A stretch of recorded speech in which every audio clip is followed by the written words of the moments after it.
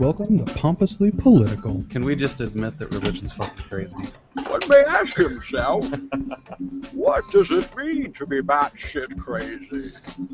The political podcast that's just a little bit pompous. If you're apostolic, you had to go get on your knees at the altar, which always sat really funny to me.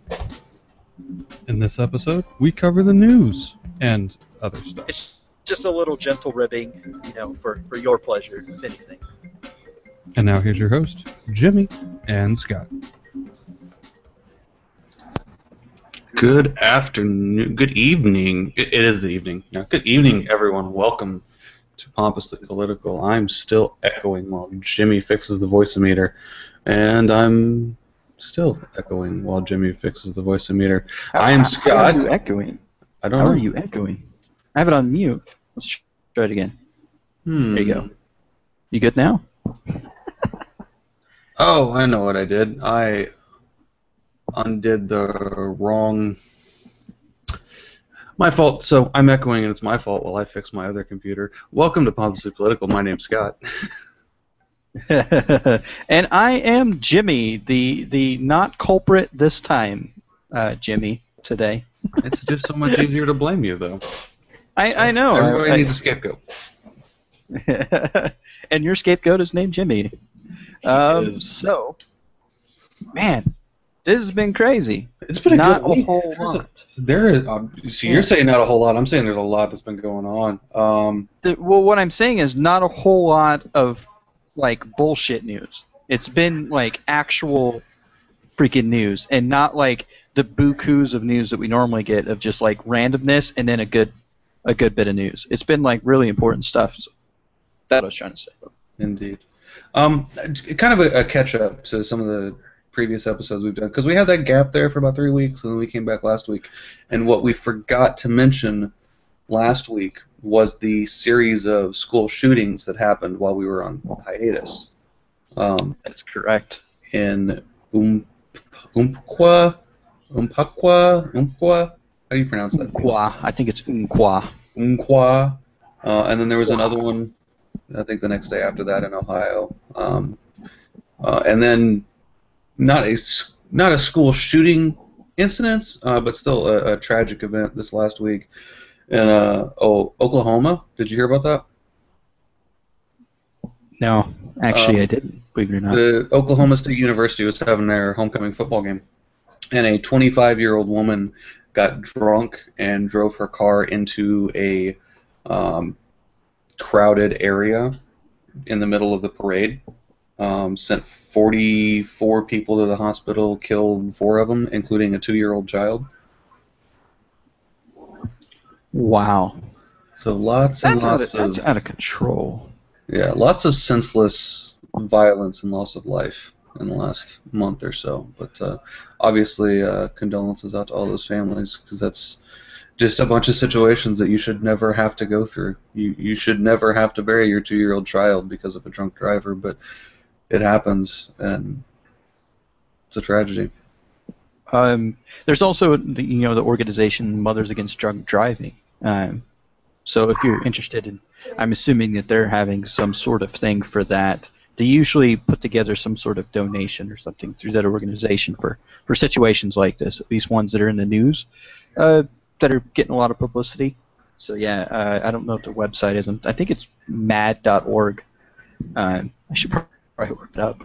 It's a pretty important thing. But yeah, Mothers Against Drunk Driving. There's Students Against Drunk Driving as well. SAD.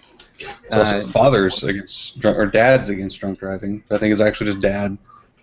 Right. Yeah. Can we all just agree that we're against drunk driving? The only people who aren't drunk driving are the morons that are like, "Don't worry, I can make it." And when they're like 15 shots in, so those people you got to watch out for. See, the thing about it is, and with issues when it comes to drunk driving, it is an advocate. It is bad. Okay, I knew I was right about that. But so when it comes to the thing about it is you have that kind of gray area where you feel like you're in control of your faculties, but you're intoxicated. and then you're like, I could potentially drive home. That sort of thing, where I could see how some people would make the mistake. But me personally, I'm the type of person. Why chance it? Why chance it? You may think that you may think you're good to drive, and you're not, and then there could be serious consequences to something like that. So when it comes to these organizations, just to show you how much there is, there's SAD, which is students, TAD, which is teens, FAD, which is fathers. There is a what is it? Where'd it go? NC or NCAD, which is the National Commission Against It, and then there's PAD, which is people affected by drunk driving. I guess it's kind of a support group there, but I guess we're all revolving around the same acronym for these groups. Right, and they're all tied together in some form or another. When you have that many organizations, it must be a problem. You know what I mean? Yeah. I agree with that. Don't. You may think you're good to drive, but don't do it. Don't do it. Even if there's back roads. My town is perfectly laid out on the Mormon grid system. That's just how they do things. And so because of that, like, people here think that, oh, you can just take the back roads and you'll be fine. You can avoid the police and avoid. No, because why risk it? Why take that chance? You could either hurt yourself, you could damage your vehicle. More importantly, you could hurt somebody else, and it's just that's my fear, man. Like I don't really care. Driving. I don't care what you do to yourself. If you want to get yourself killed, fine. Have at it. It's America. That's your choice. Right. But getting other people in danger, putting other lives in danger, that's not acceptable. Right. Oh, for sure. So that's one of my biggest fears, like I said, about driving, even sober driving. Like, I just cannot imagine the burden, the weight that a person would feel knowing that they killed somebody. And then, furthermore, killing somebody when it was something as easily as preventable as not getting behind the wheel. Right. While intoxicated. So. Now, in addition to that, you also have the shootings that happened, which it's the amount of shootings that we've had is staggering. There have been so many school shootings, but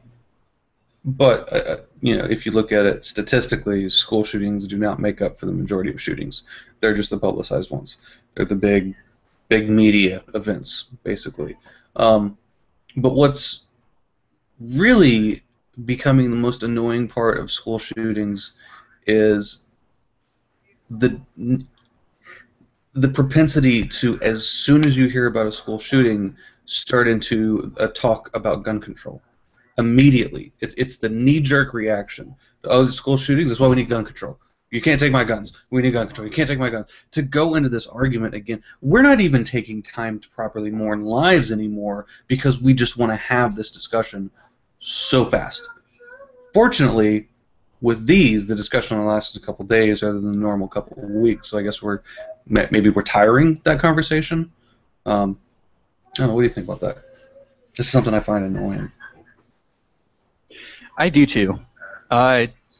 Obviously, there's multiple reasons why it bothers me. The first of which is that we have become so desensitized to school shootings now that it's no longer about the victims and it's no longer about the shock value.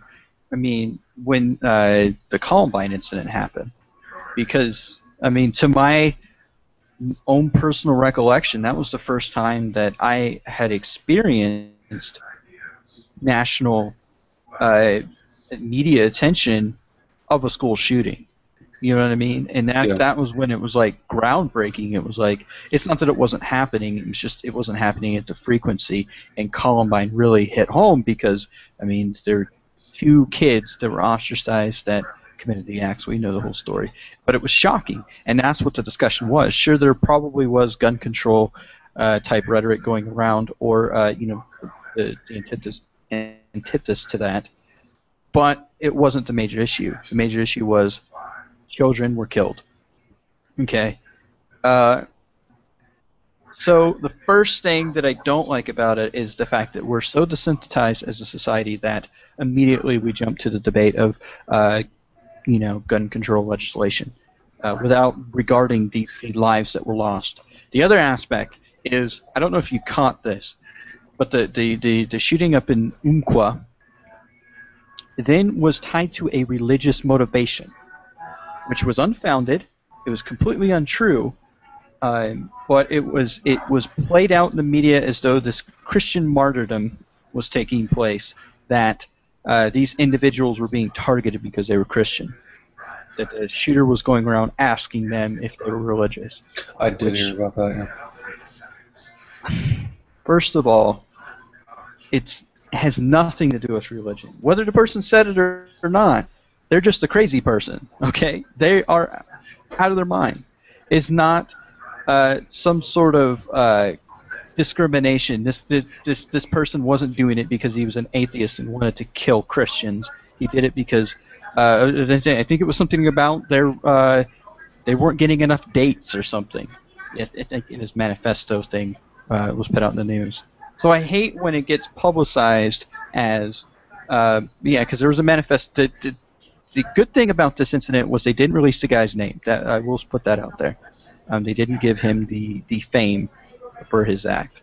But so here it is. We're desensitized, and then on the second thing, we're having this theological tug of war that apparently is galvanizing this Christian perspective, per se, that us atheists are evil people that want to murder Christians, is what I got out of it. So, yeah. Well, Those they are the two also reasons why. gave that same rhetoric with the church shooting in South Carolina, was it? Charleston? That it immediately went into it was this whole attack on the Christians. Christians are under fire. The whole thing. It's just Even though that was racially motivated, that was totally racially motivated. yeah, and it's everything they can do to pull away from the actual issue that's there, because nobody wants to talk about the real issues. We want to talk about the sensationalization that makes us money because people tune in to watch it because, well, we're all fucking dumb when you come down to it. Right.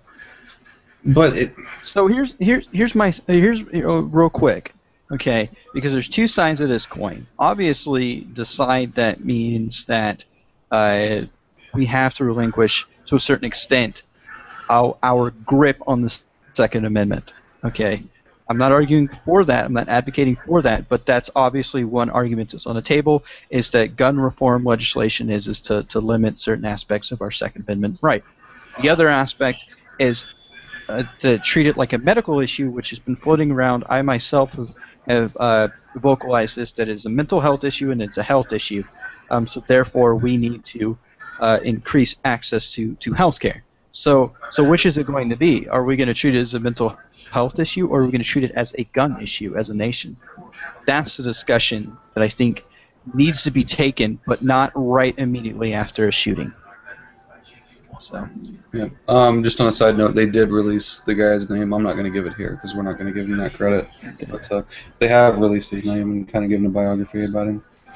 Anyways, sorry to start it off on such a low note, but that did happen and we failed to address it last time. So moving on to the ridiculousness of politics and brightening up our day, the House is moving to impeach the IRS chief. Have you heard that? I didn't hear about this. Of course, some other issues that have been floating around I've been paying attention to, like the House Speaker and then the Benghazi thing. But so yeah, this slipped under my radar. So what happened, man? And we'll get to both of those. So they had this big investigation going on into the IRS and how they were unfairly discriminating against kind of the extreme conservative, the Tea Party groups, things like that, for their non-exempt tax status.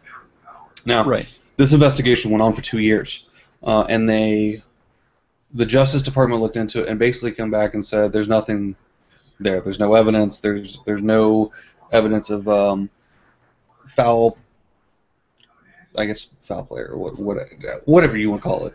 No evidence of wrongdoing. Right. And then that was kind of it. This died a couple months ago.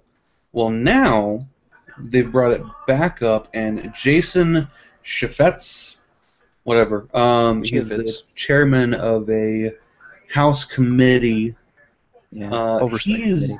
Yeah, he's the one that's moving to impeach the head of the IRS, saying that he violated the public trust and obstructed congressional investigations into the treatment of conservative groups.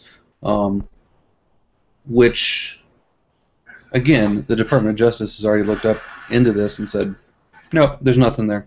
We shouldn't prosecute them for anything. And then Representative Elijah Cummings of Maryland, who was really becoming my favorite Democrat in the House. Because this guy, he's like Obama. He really is. He's the House version of Obama. He just cuts to the point and lays it all out there for everybody. Now, he did this for Hillary in the Benghazi testimony, which we'll get there in a minute, but he made a comment on this saying that the impeachment effort is ridiculous and added that, quote, just as in the Benghazi and Planned Parenthood investigations, it appears that facts simply don't matter to Republicans. And, end quote, I don't think that could be summed up any better. That Republicans repeatedly this year, time and time again, ignore the facts. And, like, who was it? Bill Maher, who was quoting off facts to them. He's like, you know, you can look this shit up. It's out there. They just choose not to. What's interesting is that the Oversight Committee, they had a panel for the IRS investigation when it first came out, which Elijah Cummings, Representative Elijah Cummings, was on that, and also it was headed by Darrell Issa, which Chaffetz took his job, so he's now head of that committee. So there were committees, oversight committees, that took place on the discussion of the IRS scandal, which again was non-founded. They couldn't find anything. They had testimony after testimony after testimony, and nothing, no grounds. Like you said, there was no wrongdoing. Okay. Well, what they're trying to focus on here is that, and it was a big deal when they did the investigation, was the emails, that they had mishandled emails. You know, there was a lot of jokes about it at the time. They're saying that because of that email thing, he failed to comply with a subpoena, which resulted in destruction of key evidence containing thousands of, I think it was Lois Lerner's emails. And Lerner was the head of this tax-exempt section of the IRS. But Lerner had retired, and after they retired, I guess there's a period of time, and then they delete all their emails, which is protocol. It's what you want to happen as a protection of information. You don't want those emails sitting around so you can, because it may have people's information in there, so you have to delete that shit. Same with us at Drum. Like, we got audited and we got in trouble because we were holding on to files for too long. Like, there's a time limit, and you have to get rid of them, or you are in major trouble. Right. So I don't know about the Intel side of it, but on the administrative side, you could only hold files for about 2 years. I think ours was 5. The limit.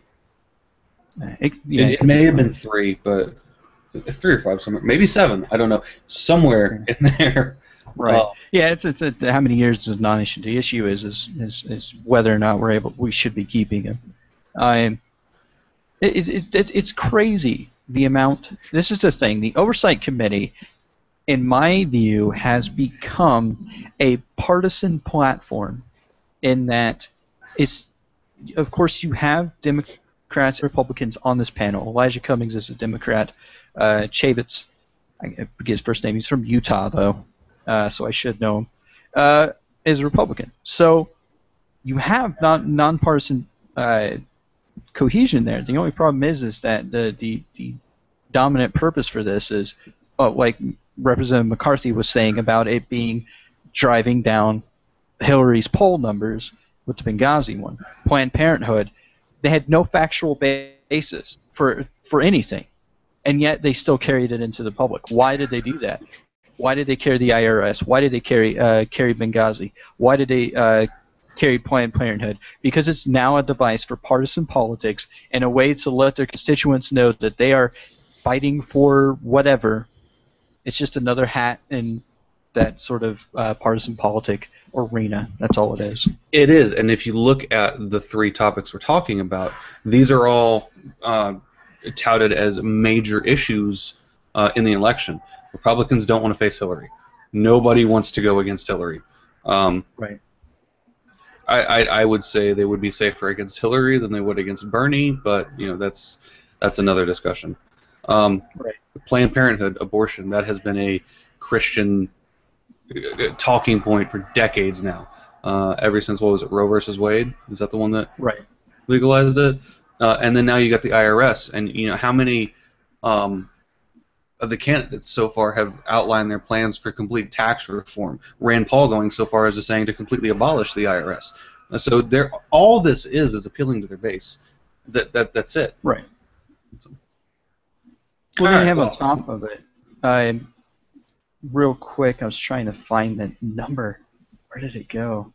They're everywhere. There was an opinion poll that was. Fuck it, I can't find it. I'm getting lazy. There was a poll. It was interesting because it showed partisan lines came to the investigation as far as the oversight committee in Benghazi. If pulling this out of my ass, so if somebody ends up finding these numbers, it's on pollingreport.com is where it's at.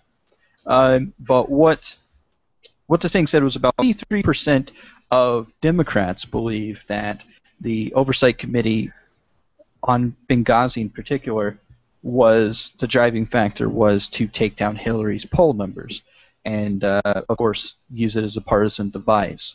Only about 11% or something like that of Republicans believe that, and a handful of independents believe that as well. So the overwhelming majority, depending on your party affiliation, will determine how you view these investigations. But I think it's obvious. It's obvious. The same sorts of happened with the freaking when Republicans were in charge of the Oversight Committee. Or not Democrats. Man, losing myself here. Yeah, that's what I was going to say on it. All right, well, moving on. We kind of touched on it, but let's talk about those Benghazi hearings, because 11 hours. We do an hour here, and we're tired. Ready to go. 11 hours of sitting and grilling Hillary. And what did they find? According to Trey, whatever, nobody cares about him anyways. Trey Gowdy? Trey Gowdy, yeah. According to him, the person who headed all this, what did they find?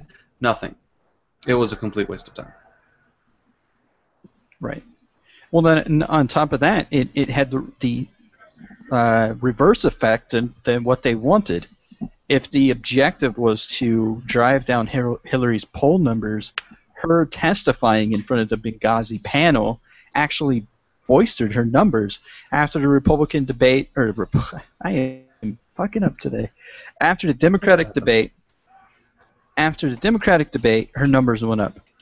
It wasn't until after her testifying in front of the Benghazi panel that her numbers go up even more. She's back around where she was in July, if I'm not mistaken. No, because in July she was about 62%. Right now she's about 48. But what I noticed, she was like 54 is what I got out of that. As of 2 days ago, she averages out at 48.2. Now, like ABC has her at 54, but everybody else has her at like 45, 48.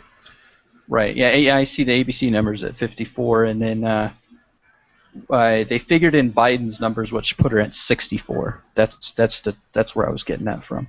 Oh, well, this one's still factoring in Biden because it hasn't, I guess, taken her out yet. But anyways, she has been on a spree here lately because there was a streak there for a while where she kept her mouth shut. She didn't say anything. She didn't go anywhere. She really didn't do any interviews with everybody. She did the Democratic debate, and she got a bit of a surge of life there. Everybody was talking about how well she did. Even I was impressed with how well she did, despite everything that has been going on for the last couple of months. And she still kind of sat behind, didn't do anything. And then she did this Benghazi panel, and the very next day she hit like 3 stations to do interviews.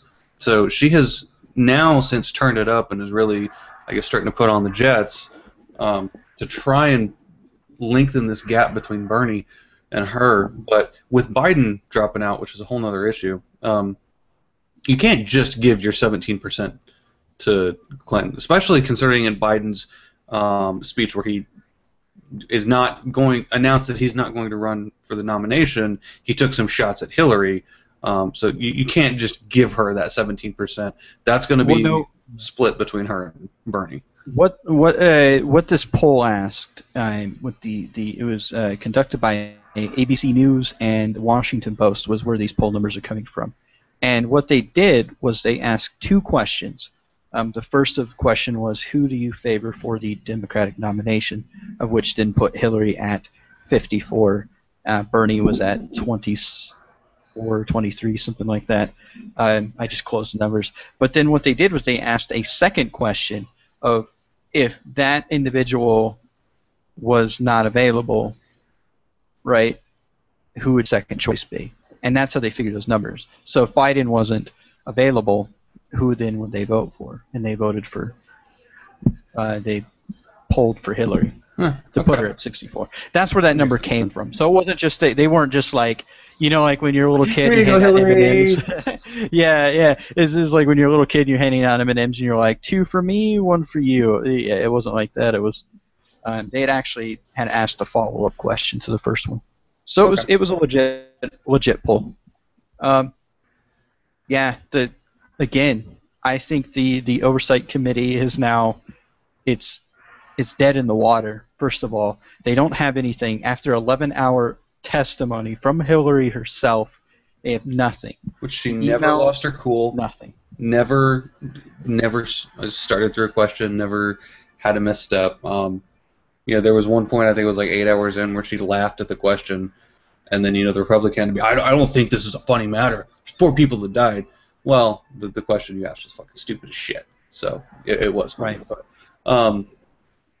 no, really impressed with how she performed. Sadly, because I don't want to see her do well. I want Bernie to get the nomination. So I think he'd be the best president we've had in a while, but we'll see. The thing about it is I did check the fact check. They fact checked the panel, her testimony, and there were some things that were a little off about what she was saying. But we all know that politics isn't about facts a lot of times. It really isn't. It's about how you present yourself. And she presented herself very well and stuck to the narrative that she's been sticking with the whole time. So, look, okay, I get it, Benghazi people. You want the truth. The problem is that sometimes you're not going to get the truth. You're never going to get it. Like, who shot Kennedy? Okay, was it multiple people? we know the one guy apparently did it, but come on, the Kennedy but you have the truth. Theory. They've got the truth at this point. The problem is they don't like the version of the truth that they have. Well, the thing about it is there could still be room there. The only thing is they're not pursuing it in the way that is getting those answers. Like, what did they honestly expect to happen? Look at the situation. You have an uprising in a country where we do not have a military ground presence. You have backlash against the United States ambassador that leads to his death and the death of 3 other people with him. Were we seriously going to deploy troops to solve that? Not a snowball's chance in hell was that going to happen. It doesn't matter what Hillary did. It doesn't matter if she talked to him or not. There is no way in hell we were going to deploy troops to that area. And that's the answer that these people want. They want to say, well, we would, had she done her job, had she been in contact, we would have sent troops in there and saved them. No, we fucking wouldn't have. We would have let it happen, and it would have played out exactly the same. Nothing would have changed. It's a tragic event, but nothing was going to change. The only bit of negligence, and you're touching on it a little bit, I am 100% with you, man. 100% with you that the whole investigation is bullshit. Okay, it's partisan politics as usual. The only thing that I am giving leeway here to the Benghazi people, the people that want to know the truth, is that there was correspondence between the embassy in Libya and the State Department that said prior to the uproar, they asked for additional security measures, whether that be additional security on premises, additional barricades, funding to help secure that embassy. They got turned down for that. That's the only thing I'm saying is that, yeah, you're right. Deploying troops there would have been a bad idea, and nobody would have done it. Republican, Democrat. All I'm saying is that there was there were clear-cut signs of, hey, this is what we need, and they weren't getting it. Same thing happened with 9/11. There were 9/11 reports beforehand. You know what I mean? Yeah. But we don't see Republicans talking about that. That happened on American soil. We don't see anything past the 9/11 Commission on them. We don't see that being dragged to the. What about those emails? Okay, I want to see Bush's emails with the cat pictures and whatnot. Fucking throw that at me. You know? But even at that, with bringing that into question, what had it been a Republican at the helm, they wouldn't question the decision. Oh well, they followed protocol and couldn't have sent it. But again, because it's Hillary, because they've even said that they wanted to impact her poll numbers. Complete fucking waste of time. There is actually a petition now where people are signing to get the $4 million they've spent on that investigation back to the taxpayers. It's never going to happen, but yeah, it's never going to happen.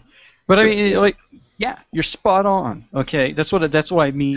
I'm bringing up 9/11. Okay, it's a well-established fact in the 9/11 report and so forth that there was intelligence. Number one, that the person that they relied on as far as the I'm also bringing Iraq into this. The yellow cake plutonium stuff for weapons of mass destruction. That guy, he was already discredited as a source of intel at that point. Not only that, but why would you base an entire operation, an entire invasion of a country on this guy saying they have yellow cake uranium? It was uranium, not plutonium.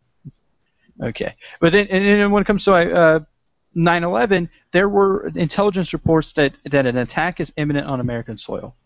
That's fact. Okay, there was email traffic that took place between that. Whether it was done on personal email or not is a non-issue. The fact of the matter is where was that oversight there? We had the 9/11 Commission and nothing came out of it. But we don't see that continuing on. But we see Benghazi, and the only difference is because a Democrat was at the helm of it, not a Republican, and so Republicans are going to keep hammering at it because they think it discredits Hillary as a potential candidate.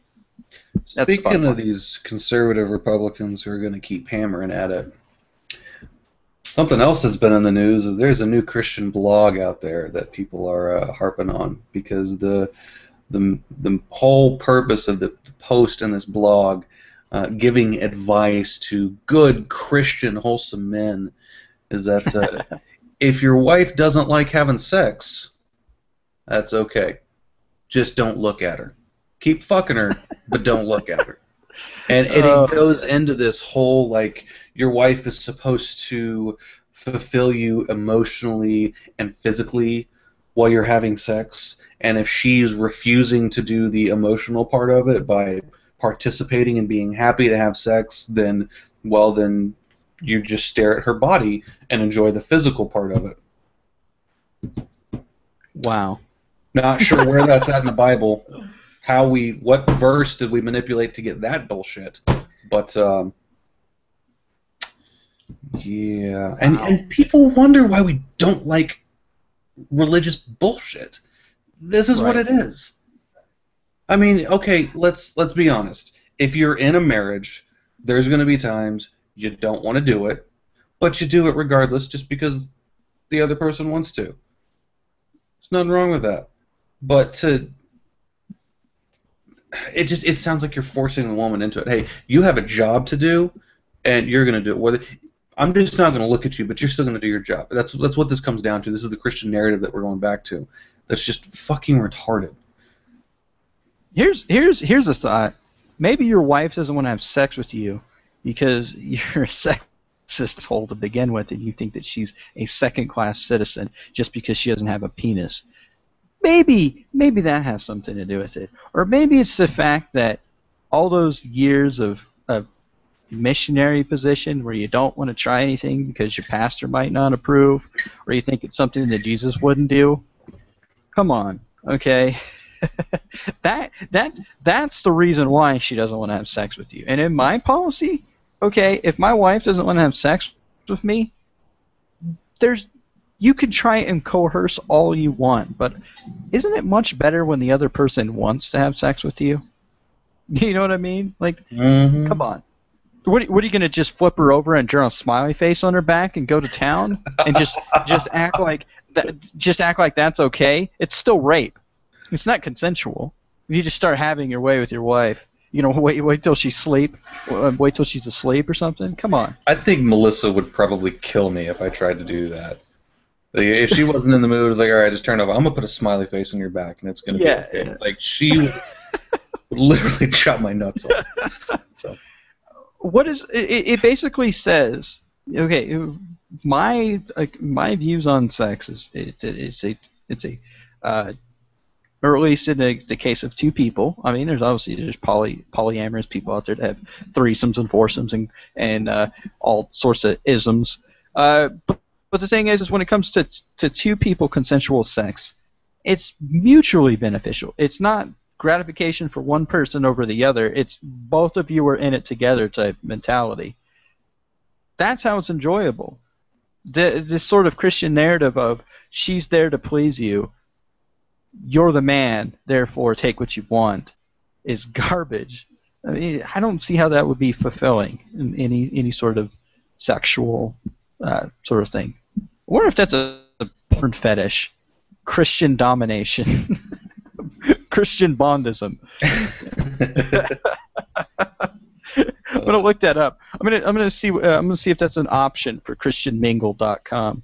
There was a get on there that my pastor told me when I was in church many years ago, and I'll never forget it.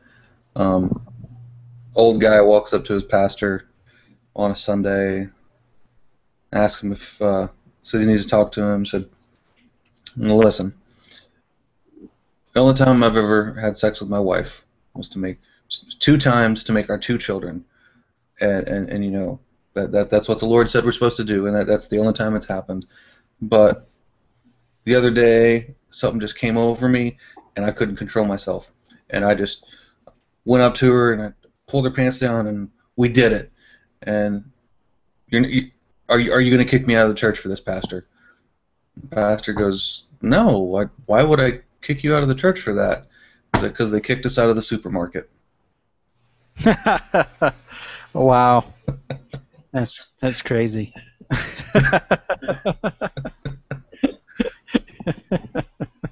That's a pretty good joke coming from a pastor.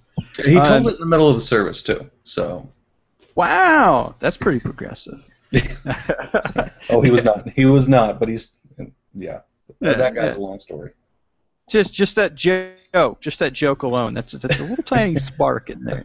The thing about pastors, priests, bishops. There's they have all these titles and these names. They still have urges and sexual desires of their own. Right? Like the whole celibacy thing for the Catholic Church just doesn't make sense to me, because you're still a person. You still have. I mean, you're not like forced sterilization. You're not like making sure they can never get, actually turned on. So that's what's going to happen. And of course, where you put them with? You put them with teenage boys. Oh, okay. Yeah, they're not going to fuck. Oh, wait a second. They actually are fucking the teenage boys. Now what do we do? Well, we can't have them fucking women. So how about let's just deal with case by case basis of these pedophile priests. Come on. So you have this sexual repression within religion, is what I was getting at ultimately with this. Is you can't touch yourself, you can't jerk off. Why can't you jerk off? Because demons will sprout out of your hands and have demon babies. Whatever your religious affiliation. So you can't jerk off. You can't have consensual sex with your wife. You can't have anything other than missionary position. Half the time, like for Islam, you can't even see your wife outside of a blanket for 90% of the day. We're just going to stay in the house all day just so you can look at her. You know what I mean? Religion is sexually There- repressed. There was a joke posted on a page I follow. I'm going to try and find it because it hits right along the lines of what you just said, and I laughed harder than I should have. And that's when you got kicked out of the supermarket. Oh, I don't. Oh, where'd it go? Is it even this page? While you're kind of digging there a little bit, I'll kind of pull on this thread a little more. Like sodomy, okay? It's not the greatest thing in the world, right? Like I don't know if we don't need to go open that bag, but I mean like as far as religions go, vanilla style, sex is for procreation, which comes from that sort of Protestantism, that Calvinism, that very uptight view of sex, Puritan view. Which, believe it or not, the Puritans were actually fairly sexually liberated, which is weird. That whole was it the Scarlet Letter? Is that what it is? Where the girl is out? Scarlet Letter. And totally not true. It didn't happen in that era. It was actually written in Victorian era England. That's where that Russian comes from. That, and then of course we get a lot. Interesting. I didn't know that. Yeah, I learned that in college. Yeah. Hey, Let's see college this- is good for something. Imagine that. Yeah. Man, my brain is totally not with it. But religion is super repressed when it comes to sexuality, particularly here in the United States. And I think that if we were just to acknowledge that these things exist, that gay people exist and they have sex with each other, that consensual adults have sex and it's not just missionary position. Sometimes it's not even just, let's put it P to V type sex. There's other things that take place. Just look it up on the internet, ladies and gentlemen. So, yeah, if we just acknowledge that, or at least as a religious community, if they're to acknowledge that, how much better the world would be. It would be pedophilia in the church, the Catholic Church. So it would be because they realize, oh, well, celibacy isn't working. Let's let them have a wife. Let's let them pursue their own sexuality. If they are, in fact, homosexual and they're having those urges, let them be gay. Just let them be gay. You know what I mean? Then they can have their own, their own spouse of the particular persuasion that they are. Just be people. Yeah.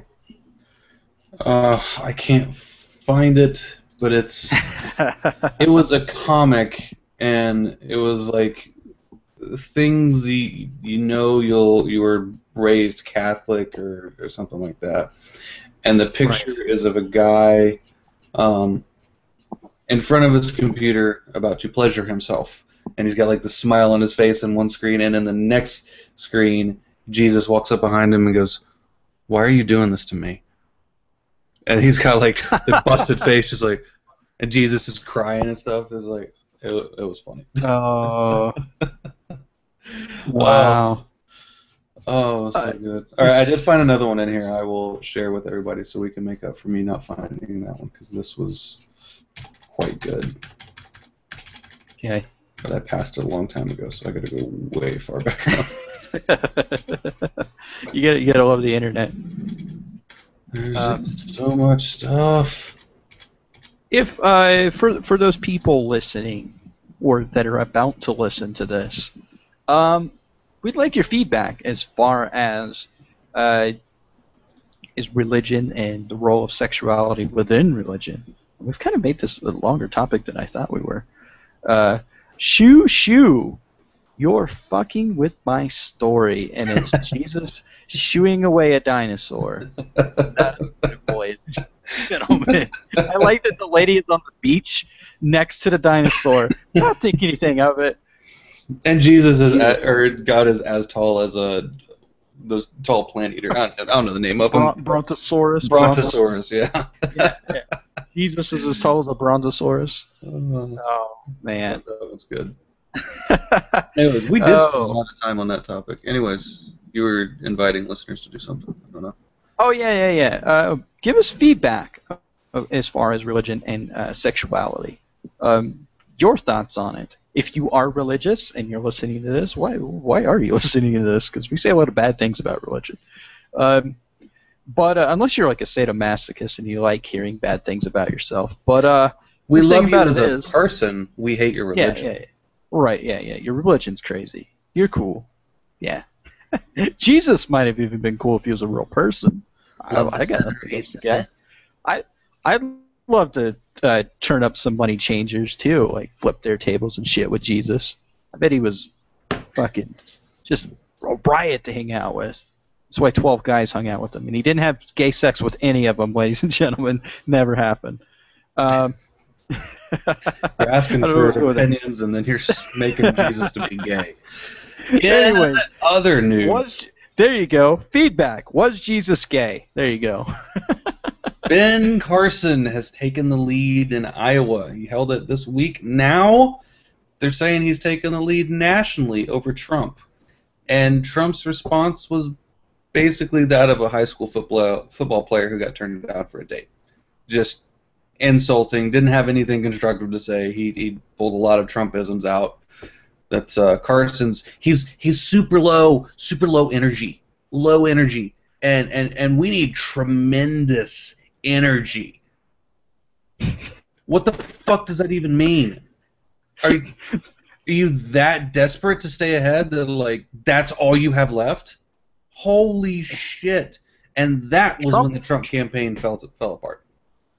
Trump will power a light bulb, apparently, according to Trump. Tremendous energy. Yeah. All we need is Trump to just power the world. Here's the thing, okay? This is the state of American politics, isn't it, right now? Pretty much. Hyperbole, first of all. This exaggeration that it's do or die, that if you put this candidate in, it's going to ruin America, and we need to take America back. That sort of hyperbole. The other aspect is it's not about policy anymore. Have you noticed that with this election and even with the previous election, 2012 and also 2008? It's all about ad hominem attacks. It's all about discrediting that candidate because of who they are as a person, not because of the policies they have. To a certain extent, you could argue, he was for health care and blah, blah, blah, blah, blah. And that's a little bit of policy-wise. But for the most part, it's Obama is race baiting. Why? Because he's black. Think about that. You know what I mean? That's what I'm talking about. It's discrediting the person as an individual and not based off of policy. And that's all Trump is doing. He's playing politics the way it is right now. Well, even in the debate, he acted like well, let me back that up. Completely agree with what you're saying, and ultimately it's childish. Why are we electing people who can't show some degree of maturity into an office that arguably requires you to be the most mature person in the world? And if you look back at the Republican debate, the first 15 minutes of it, Trump and Rand Paul going at each other with just attacking each other, really barely even touching on policy, just attacking each other. And this has literally been Trump's whole campaign. I don't know that I would agree that was the Obama campaign with Romney, and I don't know if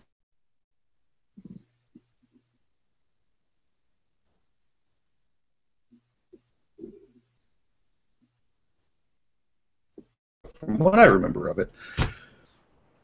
I don't. Why are we? Let me kind of refresh your memory. Okay. During the let's start with the primaries. Let's see how the Democrats were treating each other. Remember the whole thing about Reverend what's his nuts, who was like a terrible person that Obama was apparently in allegiance with. Do you remember that? Reverend Wright, I think is what his name was. Uh-huh. That was being put forth. Attacking Hillary because of her she's cozy with Wall Street. That was another thing. That she comes from money type mentality. These are not arguments of substance. These are arguments of just. Hold on, you sent me something, so I was trying to look at it. I lost my train of thought. These are arguments of just fluff. It's character assassination, and that's the name of the game. Remember John Kerry? How apparently he was unfit for president because he apparently burned his war medals from Vietnam. You see what I'm saying? Like, these are character assassinations. And that's what politics is more increasingly become. It's all about, is this person Republican enough? Is this person Democratic enough? Can Bernie Sanders comb his hair? You know what I mean? Right. Because yeah. Yep. The 47% comment that Mitt Romney made. Speaking of which, play that beautiful bean footage. Yeah, for sure. I can totally do that. For you guys that have not seen Key and Peele, which is sadly was canceled, I think a little prematurely. Well, they had a couple really good skits, and then the rest of the stuff was just. The political stuff was really good, and to bridge the gap as a biracial people, both biracial, they're both black and white, and so they're able to see things from a white point of view and also from a black point of view, and that's what kind of made the stuff that they did, and they did it because they were able to appeal to both demographics there, you know. Let's face it, you have two camps of comedy. Even comedy is racially divided. You have black comedians that, you know, they what's his name? Richard Pryor. Richard Pryor was all about race. Why isn't YouTube working?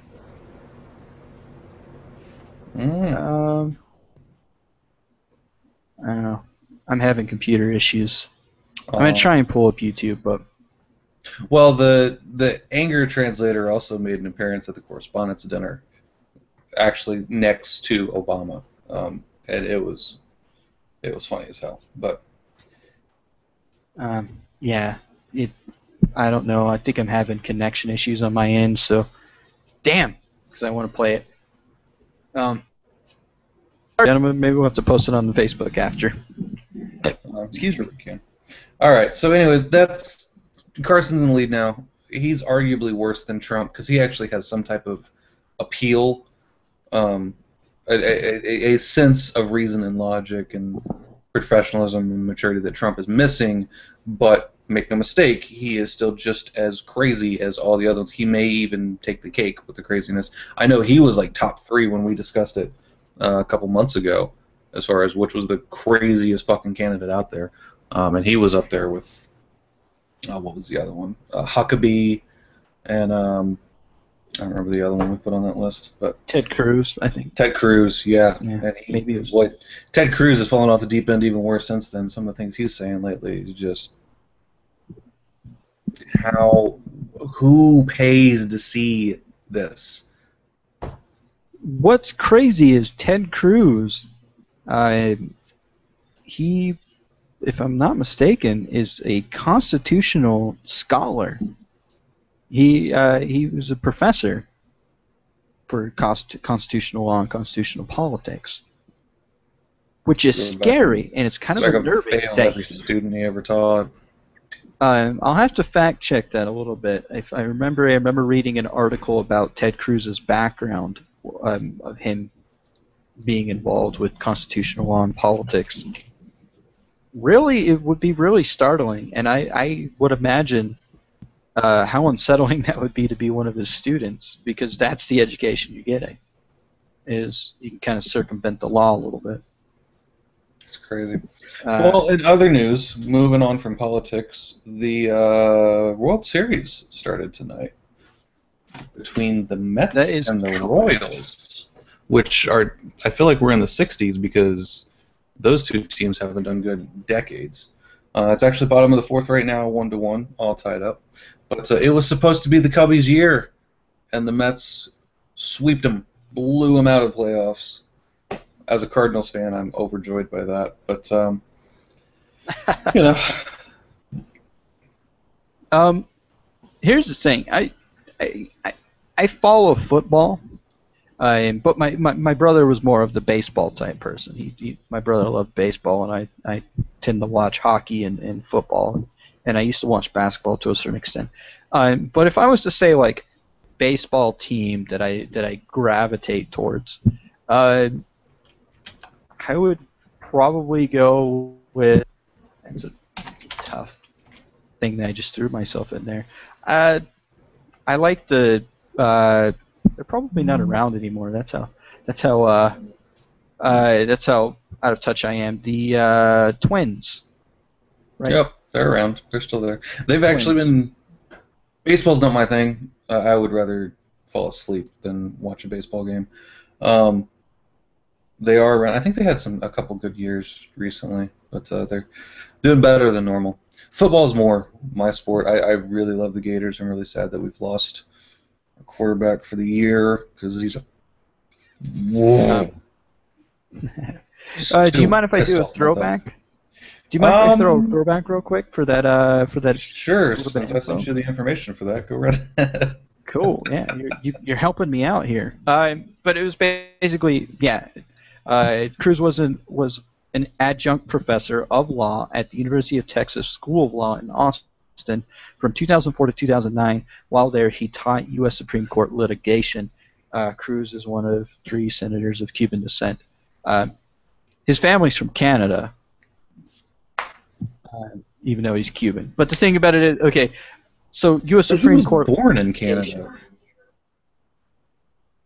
He was born in Canada, but because his father was a U.S. citizen. Oh, we've had that talk before, yeah. Right. But, so yeah, Supreme Court litigation. Obviously, the Supreme Court handles issues of constitutional law and politics, interpretation thereof. So yeah, that's what he did, and it's scary to think that. So yeah, I just figured I would throw that information out there. So we have some knowledge on this podcast, but back to baseball. That's baseball. That I know nothing about. The Twins, I like the. Doesn't Toronto have a team? Blue Jays. The Blue Jays. I like. This is the thing. I like when it comes, and of course, hockey. I go off of hockey here, but the teams I like for hockey, Toronto is one of the teams I like for hockey, and because of the Maple Leafs, and so because of that, sometimes I'll associate teams that I don't know a lot about with teams that I do know a lot about across sports. So like I like Toronto, and so because of that, I might have gravitated towards the Blue Jays, I guess then. Which I don't think, does Toronto have Blue Jays? How did they get that name? It's weird. No idea. So yeah, I guess in other news, since we got a couple minutes before we close out, we'll blow through a couple quick topics. Walgreens just confirmed that they're buying out Rite Aid to put them more competitive with CVS, which anybody who's been in a CVS or Walgreens store, unless you looked at the sign walking in, you don't know which one you're in because they both look exactly the fucking same. They're set up the same. The employees say the same shit. Like, here's the thing. In my town of Pocatello, Idaho, we had like 3 Rite Aids when I was growing up. Right? There was like 3 of them things, and they were all exactly the same. And since then, they've been converted into Walgreens. I didn't even know Rite Aid still existed. So when you brought that up, I was like, what are we, in the 90s again? But, so I didn't even know Rite Aid existed anymore. But you know what? It's the same. It's almost like all they did was change the sign. They didn't even do any renovations inside. They just changed the sign. It's the same inventory. It's the same place. Who gives a shit as far as like Rite Aid, Walgreens? You go in there to buy your condoms and your cold medicine. You know what you go to those stores for. You go specifically to those stores for specific purposes. You go to Walmart for everything else. But no. Yeah. And then apparently I try to there's avoid Walmart, but yeah. I've got discussion on Star Wars, but based on how last week went, we're going to let that one go for now.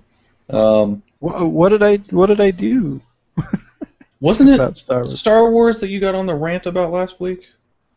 Or what was that? No. What did I rant? Just a second. I don't even. I rant so much. that I want to say was it gun control? What?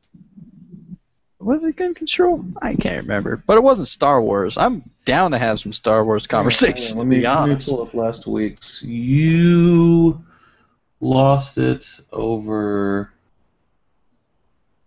Was the debt ceiling? Chris Kyle. That's what you lost it over. Oh yeah. Okay, I remember. Yeah, we kind of had that little discussion. That we didn't get to talk about Star Wars because of Chris Kyle. That's what it was.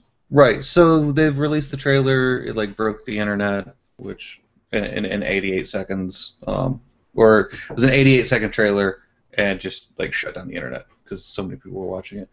But the theory now, which is being further confirmed, which they're expecting this movie to actually fully confirm, is that Luke is a Sith Lord now.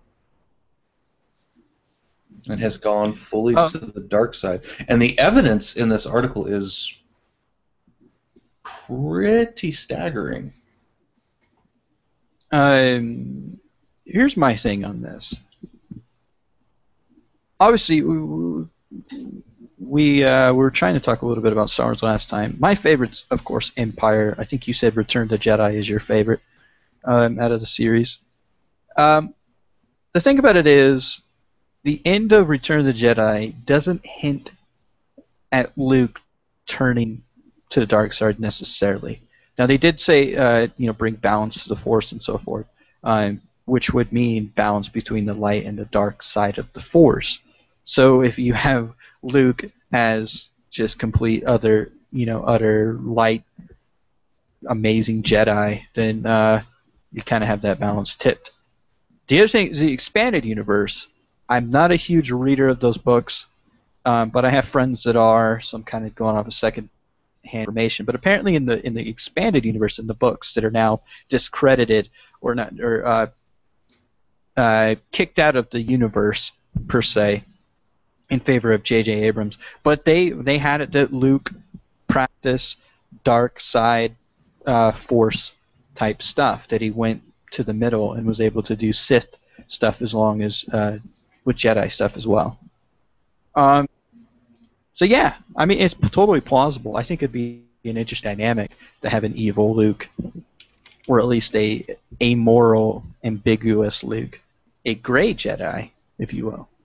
I saw Grey Jedi for the first time this week, read about him, and very perplexed by it. It's almost like, I'm not going to say, because you have like the 9 characterizations of character where pure good, moral, like neutrally good, or chaotically good, stuff like that. You also have like chaotically neutral, or I don't remember all of them. It's not entirely neutral. It's not entirely like chaotically neutral. It was just such an interesting concept. It's situational ethics, is what it is.